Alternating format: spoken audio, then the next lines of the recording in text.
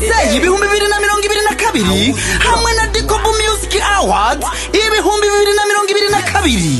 Ibigeme mwese muba muri Amerika, namwe baririmbyi mwese muba muri Amerika, ishirahamwe Dikobu ryabazaniye ibitangaza. Bigeme iyandikishe mu higanirwa ikidari ca Miss Burundi-usa ibihumbi 2022, mwongere mugira amahirwe yo gutsindira imodoka nziza cyane yategekanijwe nk'agashimwe ka Miss Burundi-usa ibihumbi 2022.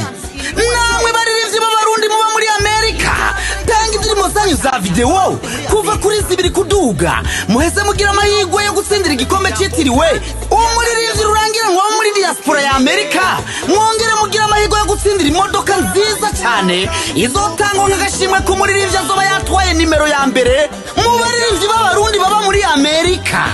Nguko ubushimwe buzotangwa kuri Miss Burundi-usa ibihumbi 2022. Hazoronswa ubushimwe batatu ba mbere.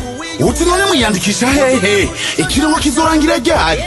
Narandi yandikwa ribera atari kuri website ya Dikobu ariyo dikobu1.com. Iyandikwa rikazorangira kuwa 30 kwezi kwa kane ibihumbi 2022. Abazoba biyandikishije bazoca bashigwa habona, hanyuma abantu batangure kubatora ku mbuga ngurukana bumenyi imbere yuko haba amatora ya nyuma. Ivyo birori vyose bizoba kuwa 28 Rusama ibihumbi 2022 mu gisagara ca Memphis mu ntara ya Tennessee kuva isaha 10 z'umuhingamo gushika isaha 7 z'ijoro kuri adresse kurikira: 5841 Summer Avenue, Memphis, Tennessee, zip code 38134.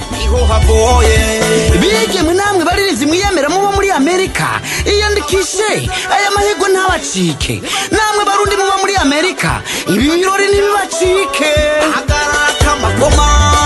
Yes!